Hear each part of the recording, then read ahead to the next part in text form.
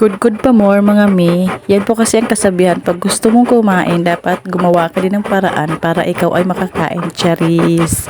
Ayan po ako mga mi. Naggood ng niyog kasi magluluto ako ngayon ng ano po yung tawag sa aming pao po. Ginataang pao. Sa Bisaya ay palaw. Basta hindi ko alam. Basta sa aming pao po yung tawag nito. Hi mga mi.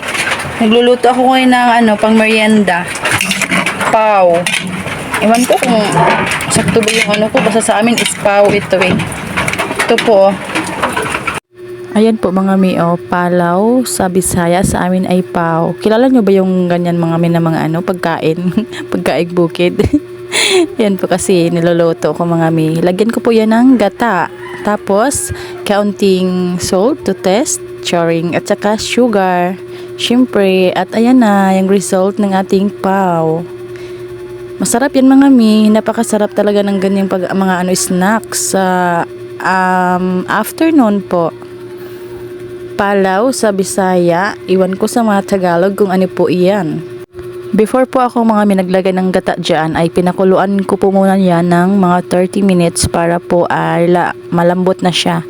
Para pagkatapos ng malambot-lambot na siya, lagyan na ng kakang gata. Ayan po mga mi. Nilagyan ko na ng gata. Ayan. At saka, minikos-mikos muna yan. Charing. Yan po yung resulta mga mi. Pag ikaw ay taong bahay, nag-isip-isip kasi kung ano yung kakainin, ano yung gustong merienda. At mabuti naman ay may nagbintayan dito sa amin at bumili ako ng worth 50 pesos. At saka ganyan po, ayan yung tsura ng aking merienda for today. Yan po kasi mga may ang kagandahan pag ikaw ay nakatira sa isang probinsya. Marami kang pwedeng merienda, araw-araw. O diba mga mi, ang sarap ng aking merienda for today. Ayan na mga mi, habang ako ay nagmimikos-mikos. Malapit na po yung maluto. Ayan po, sarap naman. Nakakatakam na po magmerienda. Ayan mga mi, sana ay nagustuhan yung aking video for today. Thank you for watching. Have a nice day and follow for more. God bless everyone. Kain tayo. Bye-bye.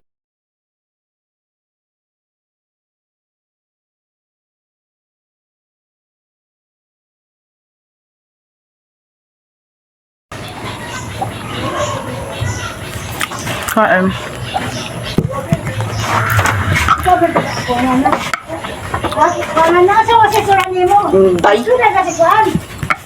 Kain po.